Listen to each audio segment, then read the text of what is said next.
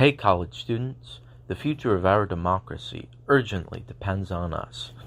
You can help onAir student leaders curate trusted information on governance and elections, and provide an online town square where we can all talk with politicians and each other to find common ground on issues and legislation at us.onair.cc. Our sponsor tonight is Democracy on Air, a nonpartisan nonprofit that supports the U.S. on-air network of 50 governance and election hubs. Good afternoon. My name is Connor Oatman, and I will be your host for tonight's U.S. on Air Aircast that will focus on the proposed Electoral Count Reform Act and the related January 6 committee hearings. The post for today's Aircast with relevant articles, video, and commentary can be found here at the us.onair.cc homepage. For live stream viewers who would like to ask our guests a question or make a comment, select the discussion icon.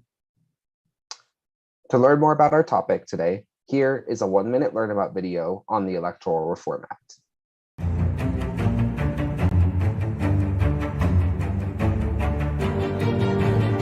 Hi, my name is Joe Kubicki.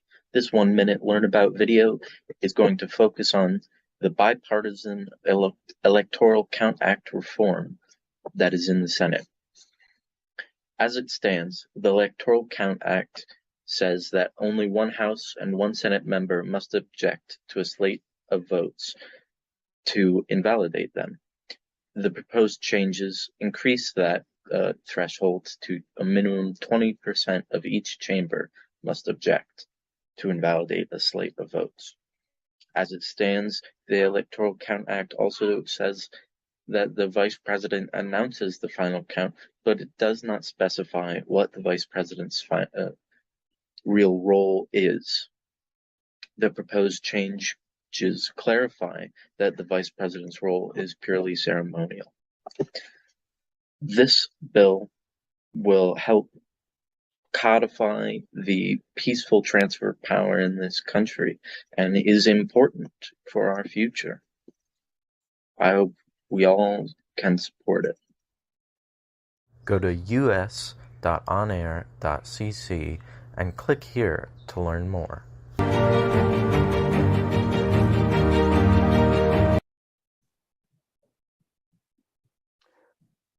Here, to continue our learning, is a video from Judge Michael Ludig from January 6's third hearing addressing the importance of electoral reform. The plan was to overturn the election through the exploitation of what I've called the institutions of democracy and the instruments and instrumentalities of our democracy. And we know now there's no question about it. They knew exactly what they were doing, and they believed. To help us understand more about the proposed Electoral Reform Act, we have invited Jim Lillard. Jim Lillard is the current director of Democracy on Air. Thank you for being here today, Jim. Afternoon, Kyle. Thank you for having me. So why don't you start with a presentation of the Electoral Reform Act and what we're focusing on for our Aircast today? Essentially, what the Electoral Reform Act is looking to do is clarify a lot of the vagaries in the law as it stands that, as we have seen, can be exploited in the cases of a very close election.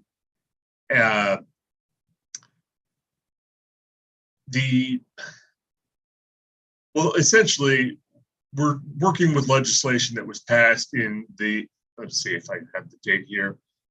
After the 1876 election, the very highly contested Hayes-Tilden election, which you talk to somebody today, they may not know who even Hayes was, and he's the guy who won. We're talking about very antiquated language here, and frankly, from another time and place. So to ensure our elections are safe going forward, we need to update this language, clarify any vague points, and just make sure that the will of the people is going to be respected legally. Thank you. I'd now like to introduce our student guests that we have with us today, Joe Kubicki, a government international politics major from GMU, and Ani Prakash, a global affairs major from GMU. Thank you both for being here. Thanks for having us. Yep, thank you.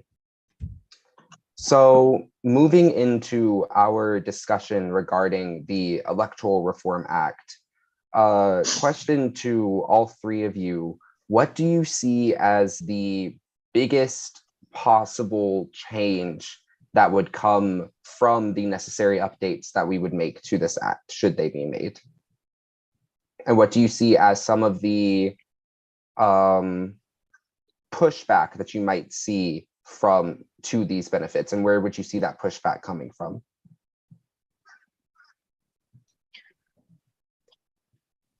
Well, I would just say that the importance of the Electoral Count Act reforms is really to ensure that, in my mind, the vice president doesn't do anything untoward, and that representatives and senators don't misunderstand really their role as well.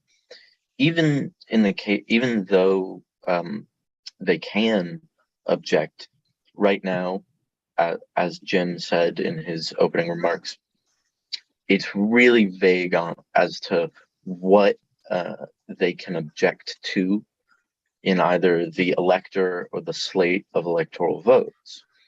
And the reforms really, again, as Jim said, just clarify what they can object to, and also ensure that the vice president knows that their role there is ceremonial. They're almost like they're there just to count the votes, to announce, and then to announce who has officially won the presidency and vice presidency.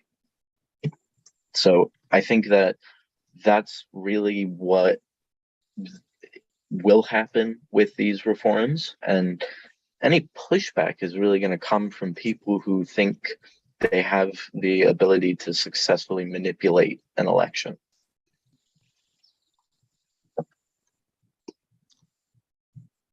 I'll say, following up on what Joe said a little bit, the role of the vice presidency, the vice president needs to be clarified to the extent that it's understood that what the goal that he or she is performing is strictly ceremonial, because the vice president is not a disinterested party in here. He or she is the vice president for the sitting president. So if we have an election where the sitting president is involved, they're not disinterested. We've had plenty of instances where the vice president themselves is running. So yeah, we need to clarify that they're not making a decision themselves. They are putting a signature, if you will, on a decision that is made, down the line. Yeah, I would also stress out the fact that the Electoral Reform Act is critical and is instrumental behind protecting the integrity of our election systems in the future.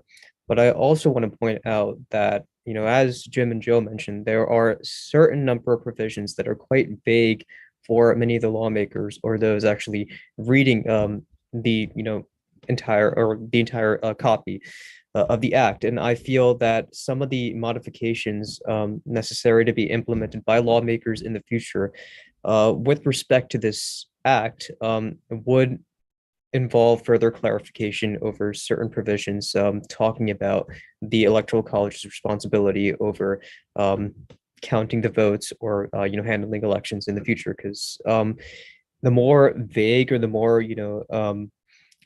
or the more the provisions are not clarified enough for the readers itself, the higher the chances that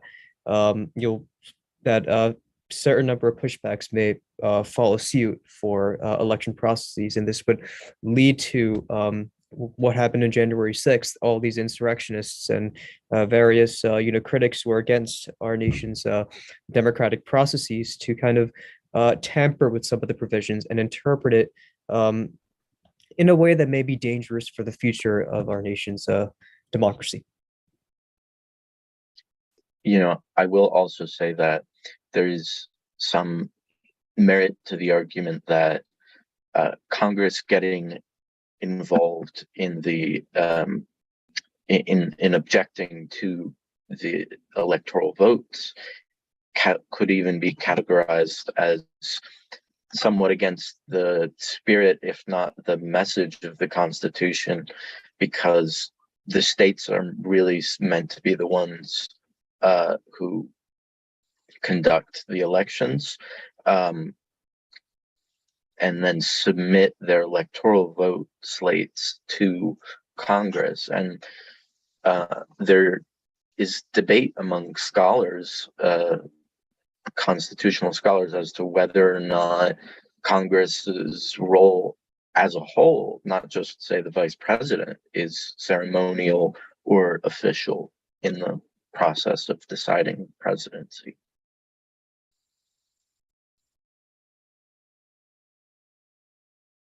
Moving on, we'll take some questions from our Zoom audience right now. We have a question for Jim. When do you think the Senate should vote on this Reform Act, before or after the November 8th elections? My instinct at this moment is that they need to do it now, because indications are that they have a filibuster-proof majority to vote on this, and it needs to be done. If you hold it back till after the November elections, we don't know what that Senate is going to look like. And we have our guesses based on polls and trends and things like that, but we don't know. And to me, this is important enough that it needs to be done when you know you can do it. And if we know we can do it now, we need to do it.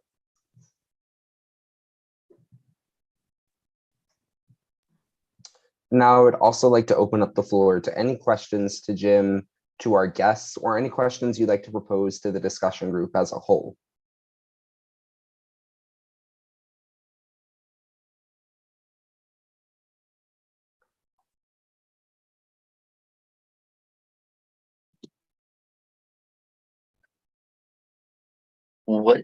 What should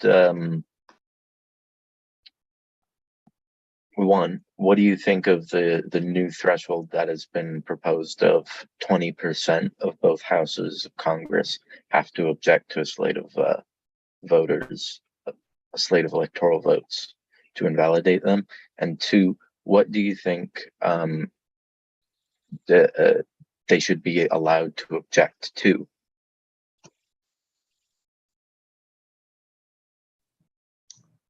That question for me, I guess. 20% honestly seemed low to me. 20% seems like it could be a rogue faction of extremists who are just going to object to whatever may come. I think if you polled Congress after January 6th, they would say at least 20% of the representatives would have said that the insurrectionists did nothing wrong. So I would be uncomfortable with the number being that low. I'm not sure at this moment where I would put it, but yeah, at this date and time, 20% kind of scares me.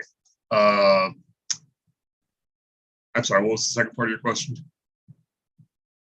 What should they be allowed to object to? Like what in your mind invalidates a slate of electoral votes? Legitimate concerns about fraud, and this is where it gets tougher because you have different folks with different definitions of legitimate. But it's one thing to cry wolf about illegal votes or invalid electors and things like that, just to say these things because you don't like the result. And it's another if you have credible evidence that some malfeasance has actually taken place. And of course, that's going to have to come before a judge who's going to make rulings on things like that. But we need to find a line where there's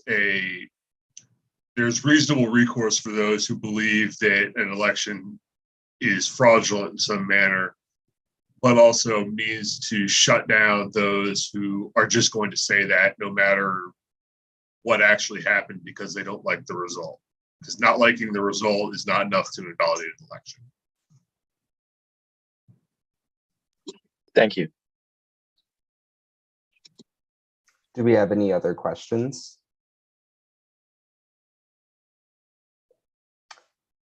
If not, then that is all, folks, for today's Aircast. I would like to thank all of our participants for all of your great comments, and thank you to our live stream audience for watching and for your questions. Thank you all once again, and have a great rest of your afternoon. Go to us.onair.cc